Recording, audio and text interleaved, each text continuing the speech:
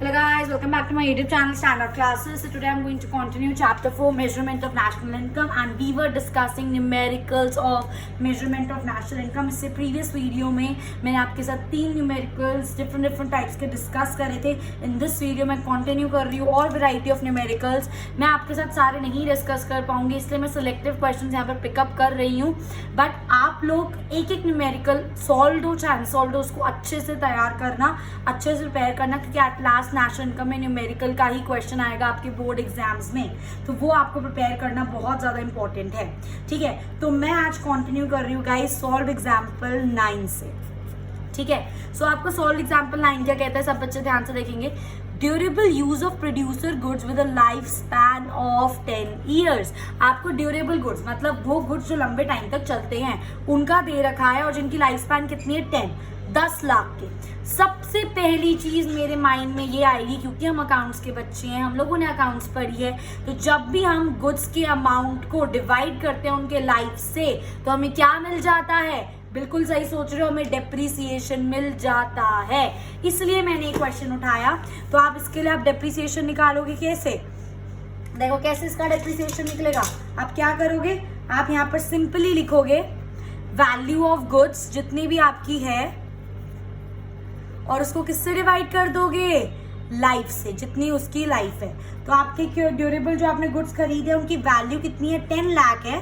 अभी लाख में हम ले रहे हैं तो लाख को आप अभी कंसिडर नहीं करोगे, आप सिर्फ 10 लो क्योंकि सारे हम लाख्स में गिन रहे हैं. जितनी हमें प्रीवियस क्वेश्चन करे 2 लिखते हैं तो वो करोड़ आगे लगा देते हैं हम. ठीक है, तो 10 लाख है और लाइफ पे कितनी है 10 ईयर्स. दैट मीन्स कैंसिल होके 1 लाख इज योर डेप्रिसिएशन. इसलिए मैंने क्वेश्चन उठाया था. आई मेरी बात समझ. तो हम लोगों को अब डेप्रिसिएशन मिल चुका है. उसके बाद हमें यहाँ पर बोला है single use producer goods. Single use producer good मतलब जो एक बार यूज करे खत्म. यूजुअली क्या होते हैं, ये होते हैं इंटरमीडिएट कंजम्पशन. अरे मेरी बात समझ. डिफरेंट नेम्स यूज होंगे डिफरेंट चीजों की, वो चीज आपको प्रैक्टिस से पता चलेगी. उसके बाद आपका आता है सेल्स. सेल्स हम किस में यूज करते हैं, वैल्यू ऑफ आउटपुट निकालने के लिए. उसके बाद आता है आपका unsold output produce during the year. Unsold output produce during the year मतलब वो स्टॉक जो आपने सेल नहीं करा, जो आपका रह गया. तो ये दोनों चीजें देखकर मुझे एकदम से याद आ जाता है वैल्यू ऑफ आउटपुट में कैसे निकाल सकती हूँ, sales plus change in stock, क्योंकि ये आपका चेंज इन स्टॉक ही तो दे रखा है. उसके बाद आपको लास्ट में दे रखा है टैक्सेस ऑन प्रोडक्शन. और हम लोगों को बोला हमें क्या निकालना है, net value added at factor cost. हमें एनवीए एट एफसी को निकालना है. तो कैसे निकालेंगे सारे बच्चे बहुत ध्यान से देखेंगे. सबसे पहले हम जब ऐड करते हैं हमारा क्या होता है, सबसे पहले आप क्या करते हो, जीडीपी एट एमपी निकालते हैं. हम जीडीपी एट एमपी निकालने का हमारा फॉर्मूला क्या होता था, चेक करो, value of output minus intermediate consumption है ना. ये अब आप बोलोगे जीडीपी एट एमपी क्यों लिखा है, यहाँ पे वैल्यू एडेड लिखो. भाई बताया था पिछली वीडियो में कि आपको जो वैल्यू एडेड होता है वो हमेशा आपका जीडीपी एट एमपी निकलेगा. तो इसके अंदर आपको 2 चीजें चाहिए, वैल्यू ऑफ आउटपुट और इंटरमीडिएट कंजम्पशन. तो सबसे पहले वैल्यू ऑफ आउटपुट निकालते हैं, VOO मतलब वैल्यू ऑफ आउटपुट. आप शॉर्ट फॉर्म में नहीं लिखेंगे. वैल्यू ऑफ आउटपुट निकालने का हमारा फॉर्मूला क्या होता है, sales plus change in stock. Sales आपको कितनी दे रखी है इसके अंदर 20, कोई लाख नहीं लिखेगा, नॉर्मल लिखो. और चेंज इन स्टॉक आपको इसके अंदर कितना दे रखा है 2. तो आपका वैल्यू ऑफ आउटपुट आ गया 22. और इंटरमीडिएट कंजम्पशन आपको डायरेक्टली क्वेश्चन में दे रखी है which is single use producer goods. तो आपका जीडीपी एट एमपी कितना आ गया, आप इसको ऐड कर दो, 22 माइनस इंटरमीडिएट कंजम्पशन कितनी है आपकी 5. तो ये आपका कितना आ गया, 22 में से 5 गया 17. तो 17 लाख आ गया आपका जीडीपी एट एमपी. पर अभी भी आपका आंसर खत्म नहीं हुआ है. आपको जीडीपी एट एमपी को किस में कन्वर्ट करना है, and I am so sorry यार, जीवी होगा ये, GVA eight MP, GVA eight MP. ठीक है, अब आपको अपना जीवीए एट एमपी को किस में कन्वर्ट करना है, एनवीए एट एफसी में. ठीक है, तो जी से एन में जाते हैं तो क्या करते हैं, माइनस डेप्रिसिएशन. और उसके बाद एमपी से एफसी में जाते हैं तो क्या करते हैं, माइनस नेट इनडायरेक्ट टैक्स. तो मेरे पास जीवी एट एमपी तो है, मेरे पास डेप्रिसिएशन भी है, मैंने अभी निकाला, पर क्या मेरे पास नेट इनडायरेक्ट टैक्स है. फिर मैंने ध्यान से चेक करा, बिल्कुल मेरे को दे रखा है टैक्सेस ऑन प्रोडक्शन. तो नेट इनडायरेक्ट टैक्स निकालने का फॉर्मूला आपका क्या होता है, इनडायरेक्ट टैक्स में से आप क्या सब्ट्रैक्ट कर दोगे? सब्सिडीज। तो इनडायरेक्ट टैक्स आपका कितना है? टैक्सेस ऑन प्रोडक्शन आपको 1 दे देगा, सब्सिडीज कुछ नहीं है तो 0, तो नेट इनडायरेक्ट टैक्स आपका कितना हो गया? 1 लाख। अब आप सिंपली निकाल सकते हो NV@FC। जब आप NV@FC निकालोगे तो क्या फॉर्मूला होगा आपका? GV@MP। ये वाला फॉर्मूला लिखेंगे हम यहाँ पे, minus depreciation minus net indirect tax. तो GV@MP आपका कितना था? 17, माइनस डेप्री आपने कितना निकाला? 1, और माइनस नेट इनडायरेक्ट टैक्स आपने कितना निकाला? 1। तो ये कितना हो गया आपका? 17 minus 2, and your final answer will be 15 lakh. I hope guys ये चीज आपको बिल्कुल अच्छे से क्लियर है। सो ये था आपका example 9। Moving on to next example जो मैंने आप लोगों के सिलेक्ट करा है, which is a very different type of example. It is example 16 जो हम यहाँ पर सॉल्व करेंगे। Is it visible if I keep it my book like this? Yes, it's visible. ठीक है, तो अब हम डिस्कस करेंगे आपके साथ एग्जाम्पल 16। सारे बच्चे ध्यान से देखेंगे क्या लिखा है इसके अंदर। In an economy, following transactions take place. Different transactions हो रही हैं, okay? A sell goods of 20 crores to B.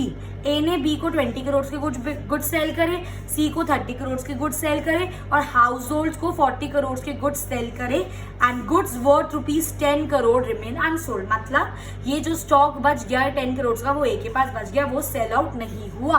और इसके अलावा हमें दे रखा है value of input of firm A। Value of input of firm A 0। That means आपको इंटरमीडिएट कंजम्पशन दे रखी है फर्म A की, जो कि क्या है? 0। इतनी बात समझ आई। उसके बाद B सेल करता है आउटपुट 40 करोड़ का C को, 60 करोड़ का D को और 50 करोड़ फॉर फाइनल कंजम्पशन मतलब हाउस होल्ड को। उसके बाद C सेल करता है उसका आउटपुट 100 करोड़ D को, 100 करोड़ हाउस होल्ड को और एक्सपोर्ट्स वर्थ ₹100। उसके बाद D सेल करता है 300 करोड़ हाउस होल्ड को और 100 करोड़ टू दी गवर्नमेंट। इतनी बात समझ आई। एक चीज इसके अंदर समझने वाली, हमने ये तो पढ़ लिया कि कौन किसको क्या क्या सेल कर रहा है। खुद सोचो, ए जब बी को 20 करोड़ का सेल कर रहा है मतलब बी ए से परचेज कर रहा है। ए जब सी को 30 करोड़ का सेल कर रहा है मतलब सी ए से परचेज कर रहा है। ए जब 40 करोड़ का हाउस होल्ड को सेल कर रहा है मतलब हाउस होल्ड ए से परचेजेस भी, ये परचेजेस भी तो मानी जाएंगी ना। अगर ये एक ही सेल्स है तो बी सी और हाउस होल्ड की क्या मानी जाएंगी? ये परचेजेस मानी जाएंगी। और परचेजेस मतलब क्या? एक फर्म जो दूसरे फर्म से करते तो वो क्या मानी जाएगी उनकी? Intermediate consumption. इसलिए मैंने एक क्वेश्चन उठाया ताकि आप ये कॉन्सेप्ट समझ सको। ठीक है, अभी सॉल्व करेंगे और समझ आएगा। उसके बाद इससे हमें बोला है we have to calculate value added by each firm, total value added and total consumption expenditure। सबसे पहले निकालते हैं value added by each firm। तो हमारा value added का फॉर्मूला क्या होता है? हमारा value added का फॉर्मूला होता है value of output minus intermediate consumption। ठीक है, अब मैं यहाँ पर बात कर रही हूँ वैल्यू एडेड सबसे पहले फर्म की। तो वैल्यू ऑफ आउटपुट का आप थोड़ा सा फॉर्मूला खोल लेते हैं हम। इसका फॉर्मूला हम लिखेंगे sales plus change in stock minus intermediate consumption. मैंने यहीं पे इसका फॉर्मूला खोल लिया। अब सबसे पहले मैं बात कर रही हूँ इसके अंदर ए की।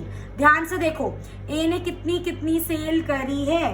ए ने बी को 20 करोड़ का सेल करा है, सेल्स ऐड कर रही हूँ, प्लस सी को ए ने कितना सेल करा है? 30 करोड़ का सेल करा है। ठीक है, उसके बाद हाउस होल्ड को कितना सेल करा है? 40, और उसके बाद ये हो गया इसका sales plus change in stock. Stock कुछ रह गया तो एक जो अनसोल्ड था वो की 10 करोड़ माइनस इंटरमीडिएट कंजम्पशन, और सीधा सीधा यहाँ पर दे रखा था value of out input A की क्या है? 0। तो ए की इंटरमीडिएट कंजम्पशन कितनी हो गई? 0। अब आप इसको सॉल्व करो, कितना हो गया? 40, 50, 50, 80, 90, 100।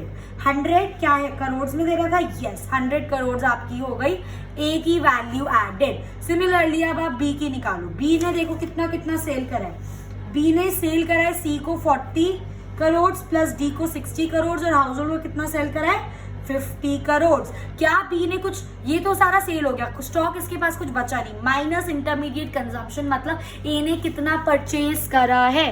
तो ए ने कितना परचेज करा है चेक करो। बी ने कितना परचेज करा है? बी ने ए से परचेज करा है 20 करोड़ का, दैट्स इट। और बी ने किसी से कुछ परचेज नहीं करा, तो हम इसमें से माइनस कर देंगे 20 है इसकी इंटरमीडिएट कंजम्पशन। तो कितना हो गया? 60 प्लस 40 100, 100 प्लस 50 150, और 150 में से 20 गया will give you 130 crore. I concept समझ? सी ने देखो, सी ने किस किस को सेल करा फटाफट से चेक करो। डी को बेचा है 100 करोड़ का, हाउस होल्ड को बेचा है 100 करोड़ का, और एक्सपोर्ट्स भी तो करा है 100 का। अब एक स्टूडेंट ने मुझसे क्वेश्चन पूछा कि ये जो एक्सपोर्ट्स हम इसके अंदर ऐड क्यों कर रहे हैं जब हम सेल्स दे रहे हैं। भाई जब आप सेल कर रहे हो तो ध्यान से चेक करो, सी ने ये जो 100 करोड़ सेल करी थी हाउस होल्ड को सेल करा है, हाउस होल्ड मतलब डोमेस्टिक सेल्स, और डोमेस्टिक सेल्स के अंदर आप एक्सपोर्ट्स को हमेशा ऐड करते हो। आई मेरी बात समझ। और क्या सी ने कुछ परचेजेस करे, यस, ध्यान से चेक करो, सी ने ए से परचेज करा है 30 करोड़ का और बी से परचेज करा है 40 करोड़ का, तो माइनस कर दोगे 30 प्लस 40, ये इसकी इंटरमीडिएट कंजम्पशन हो गई ना, 30 प्लस 40 कितना हो गया, ये हो गया 300 माइनस 40 50 60 70, और 300 में से 70 गया 230 करोड़, आ गई आपकी सी की value added. I hope guys ये चीज आपको समझ आ रही है। उसके बाद आता है इसका सेम तरीके से आप डी निकालो। डी ने किस किस को सेल करा, डी ने हाउस होल्ड को सेल करा 300 का, प्लस उसके बाद डी ने गवर्नमेंट को सेल करा 100 का, ठीक है। और परचेजेस उसने ध्यान से चेक करो, बी से खरीदा है 60 करोड़ का और सी से खरीदा है 100 करोड़ का, तो माइनस कर देंगे इसकी 60 प्लस 100 जो कि क्या है उसकी इंटरमीडिएट कंजम्पशन। तो ये कितना हो जाएगा, ये हो जाएगा 400 minus 160, 400 minus 160 will give you 240। तो पहला पार्ट तो हम लोगों ने कर लिया, हमें हर फर्म का वैल्यू एडेड निकालना था जो कि हमने तीनों फर्म्स का निकाल दिया। आई होप गाइस ये चीज आपको क्लियर है। उसके बाद वो बोल रहा है टोटल वैल्यू एडेड निकालो। टोटल वैल्यू एडेड निकालना कितना आसान है, जब आपने हर फर्म का वैल्यू एडेड निकाल दिया तो आप टोटल वैल्यू एडेड निकालोगे, दैट मीन्स सेकेंड पार्ट आपने सबके जीवीए निकाल लिए, आपको इस जीवीए का समेशन निकालना है। और मैंने आपको ये फॉर्मूला बताया था, जीवीए का समेशन will give GVA का summation at market price will give you what, GDP at MP। तो इसमें हमें GDP एट MP तो निकालना है, कैसे निकालेंगे, सबको ऐड कर दो, which is 100 plus 130 plus 230, 100 plus 130 plus 230 plus 240। तो आपका ये कितना आ जाएगा, इसको ऐड करो जरा, ये हो जाएगा 100 200 300 400 500 600, 600 प्लस 40 और 60 700, 100 हो जाएगा ये, 600 प्लस 100 700 करोड़। आई मेरी बात समझ। और तीसरी चीज हमसे बोल रहे हैं टोटल कंजम्पशन एक्सपेंडिचर, इस चीज का ध्यान से देखना। टोटल कंजम्पशन एक्सपेंडिचर का यहाँ पर मतलब है गाइस कि total house hold consumption expenditure की बात आ गई ना, तो हाउस होल्ड ने कितना खर्चा करा है, तो चेक करो, ए ने कितना सेल करा है हाउस होल्ड को 40 करोड़, बी ने कितना सेल करा है फाइनल कंजम्पशन में 50 करोड़, सी ने कितना स्पेंड करा है 100 करोड़, ठीक है, और डी ने कितना खर्चा करा है 100 करोड़, मतलब इन्होंने सेल करा है, तो इधर एक तरीके से अब ये बेच रहे हैं हाउस होल्ड मतलब खरीद रहे हैं। तो टोटल कंजम्पशन एक्सपेंडिचर था हाउस होल्ड कितना खर्चा कर रहा है, तो आप कैसे ऐड कर दोगे इसको, जितना जितना सेल करा है ए ने हाउस होल्ड को, जितना सेल करा है बी ने हाउस होल्ड को, जितना सेल करा है सी ने हाउस होल्ड को, जितना सेल करा है डी ने हाउस होल्ड को। आई मेरी बात समझ। इन सबको हम अपना हाउस होल्ड के अंदर इंक्लूड टोटल कंजम्पशन में इंक्लूड करेंगे। प्लस एक और चीज आपको ध्यान रखनी है, जो आप टोटल कंजम्पशन एक्सपेंडिचर निकालते हो उसमें आप दो लोगों का खर्चा इंक्लूड करते हो, एक तो हाउस होल्ड का और एक गवर्नमेंट का, तभी वो टोटल कंजम्पशन एक्सपेंडिचर माना जाता है। तो हाउस होल्ड पे खर्चा कितना हुआ है ध्यान से चेक करो।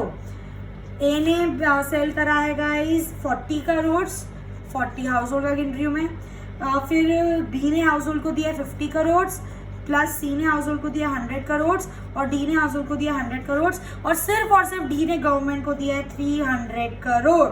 आई मेरी बात समझ। इन सबको अब ऐड कर दो।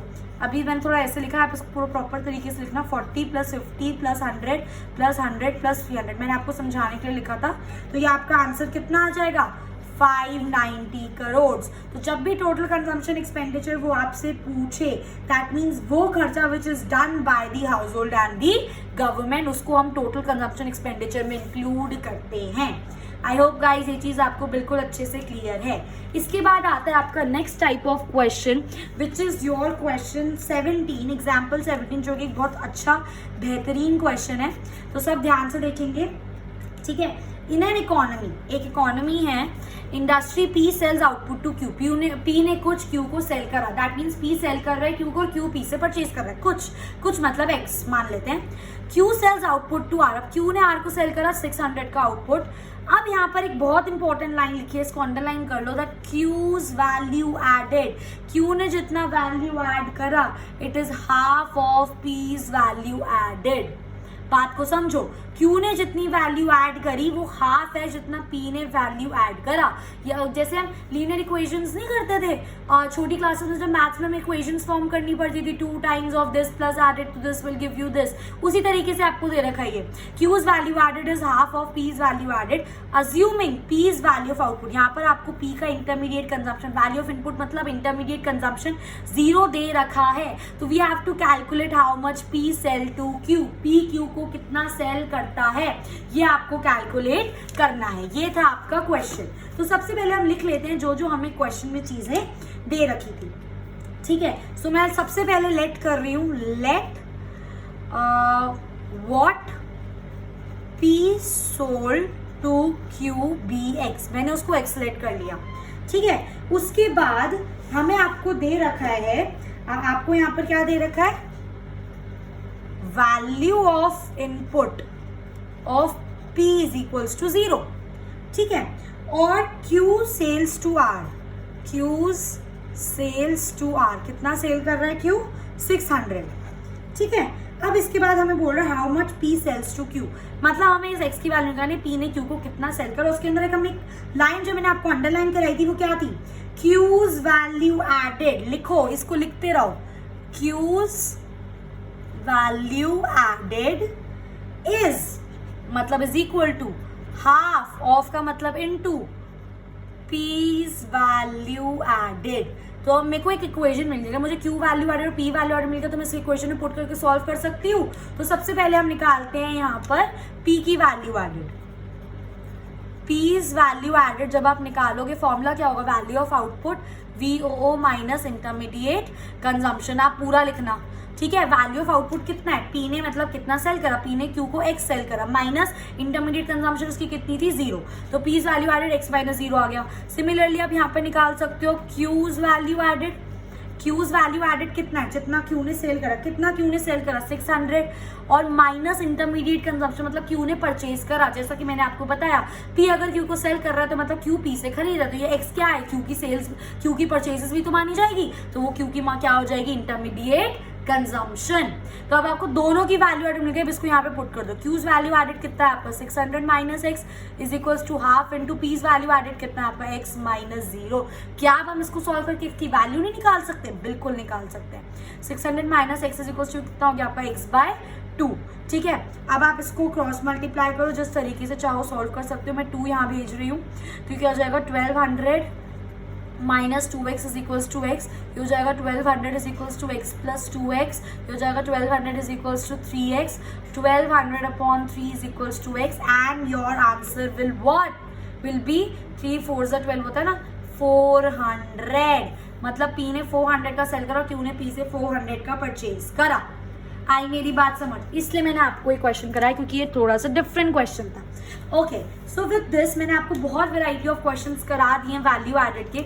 अभी भी 1-2 वैरायटी ऑफ क्वेश्चंस हैं, जैसे कि एग्जाम्पल 18 बहुत अच्छा है, ठीक है, और इसके बाद example 19 is also good, but सब में कॉन्सेप्ट वही सेम लग रहा है। एग्जाम्पल 12 इज ऑल्सो गुड, मैं सारे आपके साथ यहाँ पे डिस्कस नहीं कर सकती ना, सो प्लीज प्रैक्टिस करना, जहाँ पर आपको कोई डाउट लगे आप मुझको बताना, ठीक है। मैं आज आपके साथ थोड़ा सा डायरेक्ट मेथड में जो आपका इनकम मेथड है उसके भी डिस्कस करने वाली हूँ एग्जाम्पल्स। तो सबसे पहले अब हम करते हैं एग्जाम्पल 21। हम कौन सा एग्जाम्पल स्टार्ट कर रहे हैं, एग्जाम्पल 21 में आपके साथ स्टार्ट कर रही हूँ। एग्जाम्पल 21 में वो क्या बोल रहे हैं, हमें क्या कैलकुलेट करना है, GNP एट MP, क्या कैलकुलेट करना है हम लोगों को, GNP एट MP, जो निकालना है उसको लिख लो, GNP एट MP हम लोगों को निकालना है। अब देखते हैं हमें क्वेश्चन में क्या क्या दे रखा है। आपको क्वेश्चन में लिखा नहीं होगा वहां पे कि this is a practical on income method, no, आपको बस ये डायरेक्ट क्वेश्चन दे दिया होगा, तो आपको ये फाइंड आउट करना है उसके अंदर कि क्या क्या आपको चीजें दे रखी हैं। बात समझ आ रही है मेरी? ठीक है, अब जैसे कि आपको यहाँ पे दे रखा है नेट इनडायरेक्ट टैक्स, NIT दे रखा है। एकदम से मैंने सोचा NIT हमारा यूज होता है कन्वर्जन में FC से MP में, वो उसने हमें दे रखा है। ठीक है, उसके बाद उसने हमें डेप्रिसिएशन दे रखा है जो हम G को N में कन्वर्ट करने में यूज करते हैं। उसके बाद उसने हमें NFIA भी दे रखा है, चलो सब कुछ ही दे दिया ऑलमोस्ट। फिर उसने दिया रेंट, मैंने सोचा रेंट अच्छा ये इनकम मेथड का कॉम्पोनेंट है। फिर उसने दे रखा है डिविडेंड, मैंने सोचा अच्छा डिविडेंड ये भी इनकम मेथड का कॉम्पोनेंट है। मैंने सोचा नेक्स्ट इनकम ये भी इनकम मेथड का कंपोनेंट है। फिर मैंने सोचा savings of private corporate sector, savings मतलब क्या, जो पैसा हम सेव करके रखते हैं फ्यूचर यूज के लिए उनको हम क्या बोलते हैं, रिटेन्ड अर्निंग्स ही तो बोलते हैं। तो रिटेन अर्निंग्स एक तरह से आपको दे रखी है जो भी आपका इनकम मेथड का कंपोनेंट है। इंटरेस्ट दे रखा है वो भी आपका इनकम मेथड का कंपोनेंट है, और कॉम्पनसेशन ऑफ एम्प्लॉय दे रखा है वो भी आपका इनकम मेथड का कंपोनेंट है। तो क्वेश्चन पढ़ते ही मुझे पता चल गया ये पूरे क्वेश्चन में मैं इनकम मेथड के कंपोनेंट्स को ऐड करूंगी तो मुझे मेरी क्या मिल जाएगी, NDPAT डोमेस्टिक इनकम मिल जाएगी। और फिर मैं इजीली उस डोमेस्टिक इनकम को किसमें कन्वर्ट कर सकती हूँ, GNPAT में। तो सबसे पहले हम इसका वही निकालेंगे नेशनल, हम इसके निकालेंगे what should I say domestic income which is NDPAT। और हम किस मेथड से, इनकम मेथड से। इनकम मेथड का फॉर्मूला क्या होता था आपका, compensation of employee plus rent, है ना। कॉम्पनसेशन ऑफ एम्प्लॉय दे रखा है आपको, रेंट दे रखा है इसके अंदर, उसके बाद आपको रॉयल्टी नहीं दे रखा है आपको, फिर उसके बाद इंटरेस्ट दे रखा है, जो नहीं दे रखा उसको मत लिखना, इंटरेस्ट दे रखा है आपको। प्रॉफिट के अंदर आपको दो चीजें दे रखी है, आपको डिविडेंड भी दे रखा है और आपको रिटेन्ड अर्निंग्स भी दे रखा है। आ रही है मेरी बात समझ?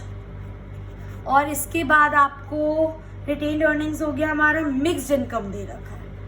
आई होप गाइज ये सब चीज हमको दे रखी है, बस अब हमें इनको क्या करना है, ऐड करना है। तो कॉम्पनसेशन ऑफ एम्प्लॉय आपका 100 है, रेंट आपका कितना है 1000 है, रॉयल्टी आपको दे नहीं रखा, इंटरेस्ट आपका कितना है 200 है, डिविडेंड और रिटेन अर्निंग्स मतलब प्रॉफिट आपको दे रखा है, डिविडेंड 500 दे रखा है, रिटेन अर्निंग 400 दे रखी है, 500 प्लस 400, और उसके बाद आपको मिक्स्ड इनकम दे रखी है विच इज 200।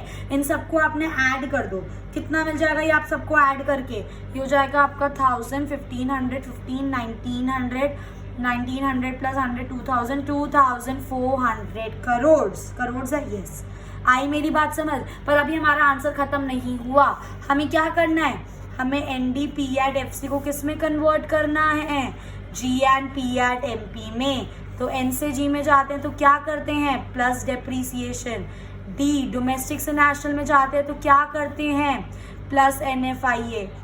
और FC से MP में जाते हैं तो क्या करते हैं, प्लस नेट इनडायरेक्ट टैक्स। तो अगर आपको GNPAT निकालना है तो आपका फॉर्मूला क्या बनेगा, NDPAT में आप डेप्री को ऐड करोगे, NFIA को ऐड करोगे, प्लस नेट इनडायरेक्ट टैक्स।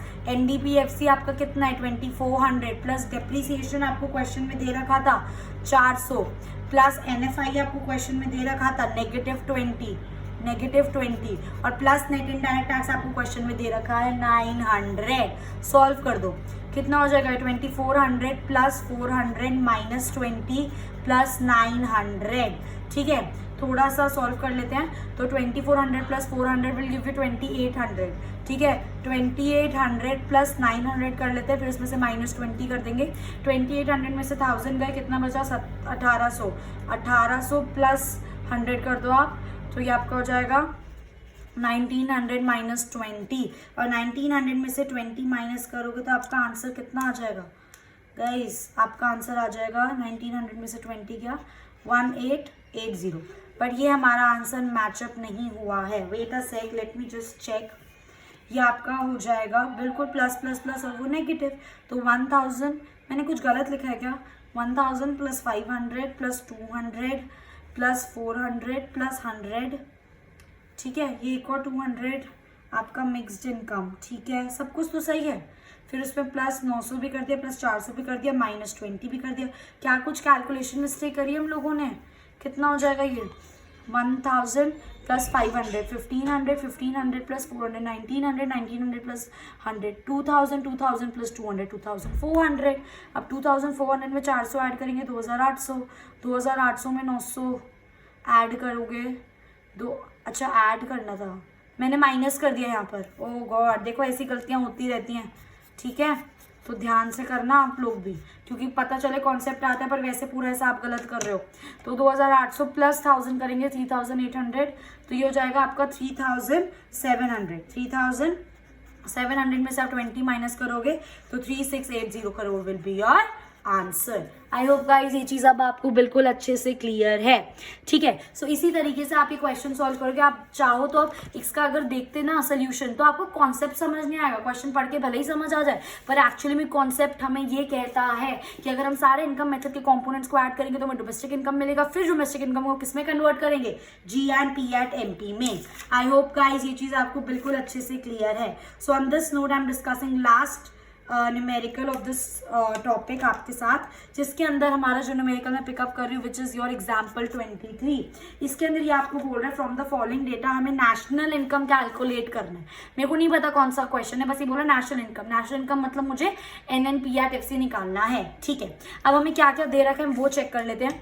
हमें कॉम्पनसेशन ऑफ एम्प्लॉय दे रखा है, ओके, इनकम का कॉम्पोनेंट है। रेंट दे रखा है, ठीक है। वेजेस एंड सैलरीज दे रखा है, वो भी इनकम का कॉम्पोनेंट है। नेट एक्सपोर्ट्स दे रखे हैं हमको, ओके। NFIA दे रखा है हमको, ठीक है। प्रॉफिट दे रखा है, इंटरेस्ट दे रखा है, डेप्री दे रखा है, ठीक है। अब इसके बाद हमें इसको निकालना है। तो सबसे पहली चीज जो मुझे इसमें पढ़ते ही समझ आई कि मुझे इसमें इनकम मेथड के कंपोनेंट्स दे रखे हैं। जब भी मैं इनकम मेथड के कंपोनेंट्स को ऐड करती हूँ मुझे क्या मिल जाता है, डोमेस्टिक इनकम, जो कि कितनी है, ND PAT FC। तो सबसे पहले आप क्या ऐड करोगे इसमें, कॉम्पनसेशन ऑफ एम्प्लॉय दे रखा है, प्लस आपको रेंट दे रखा है, ठीक है। उसके बाद हम इसमें ऐड करेंगे आपके देखो वेजेस एंड सैलरीज आपको कॉम्पनसेशन ऑफ एम्प्लॉय में ऑलरेडी इंक्लूडेड है, तो आप अलग से क्यों ऐड करोगे, तो इसलिए आप वेजेस एंड सैलरीज इसके अंदर ऐड अलग से नहीं करोगे। उसके बाद आपको नेट एक्सपोर्ट्स को बाद में देखते हैं क्या करना है हमें। उसके बाद प्रॉफिट दे रखा है जो हम ऐड करेंगे, प्रॉफिट हम ऐड करेंगे, और इसके बाद हम इसके अंदर इंटरेस्ट भी ऐड करेंगे। आई मेरी बात समझ, क्या क्या हम लोगों को ऐड करना है, ठीक है। तो कॉम्पनसेशन ऑफ एम्प्लॉय आपका कितना दे रखा है, 800, प्लस रेंट आपको कितना दे रखा है इसके अंदर 200, प्लस प्रॉफिट आपको इसके अंदर कितना दे रखा है 300, और प्लस इंटरेस्ट आपको इसके अंदर कितना दे रखा है 100। इन सबको आप ऐड कर दो तो 800 प्लस 200 1000 प्लस 300 1300 1300 प्लस 100 1400, कितना है करोड़, 1400 करोड़ आपका क्या आ गया गाइस, ND PAT FC। अब सिंपल सी बात है, आप देख सकते हो इसके अंदर कितनी एक्स्ट्रा चीजें थी। वेजेस एंड सैलरीज ने आपको कंफ्यूज करने के लिए दिया क्योंकि COE में वो ऑलरेडी इंक्लूड होता है, आप अलग से ऐड ऑन नहीं करोगे। नेट एक्सपोर्ट्स का कुछ काम ही नहीं है क्योंकि इनकम मेथड में नेट एक्सपोर्ट यूज होता ही नहीं है, एक्सपेंडिचर मेथड में यूज होता है। आई मेरी बात समझ। अब हमें सिंपली क्या करना है, ND PAT FC को कन्वर्ट करना है किसके अंदर, NN PAT FC में, ठीक है। तो आप सिंपली D से N में जाना है, D से N में जाते हैं तो क्या कर देते हैं, प्लस NFIA। तो अगर आपको नेशनल इनकम निकालना है which is your NN PAT FC, तो आप क्या कर दोगे, ND PAT FC में प्लस कर दोगे NFIA। तो ND PAT FC आपका कितना है 1400, और आपका NFIA कितना दे रखा है आपको, नेगेटिव दे रखा है 20। तो अगेन ये क्या हो जाएगा, 1400 minus 20 will give you 1380। And I hope यही आंसर है, बिल्कुल यही आंसर है, and this is your required answer. I hope guys ये चीज आपको बिल्कुल अच्छे से क्लियर है। So with this I am winding up my this video. In my next video में आपके साथ और वैरायटी ऑफ क्वेश्चन डिस्कस करूंगी ताकि आप लोगों को और अंडरस्टैंडिंग मिले। डिफरेंट वैरायटीज ऑफ क्वेश्चन हम लोग करते रहेंगे नेशनल इनकम की। तो प्लीज अपना कॉन्सेप्ट स्ट्रॉन्ग रखना, अपनी कॉन्सेप्चुअल नॉलेज स्ट्रॉन्ग रखना। कोई भी डाउट हो कॉमेंट करके जरूर बताना है। कोई particular numerical which you want me to pick up, I will definitely start my next video with that numerical only. So if you like my video, please like it, share with your friends, and subscribe Standard Classes for more latest videos. Hit the bell icon. I will see you in my next video. Till then, happy learning.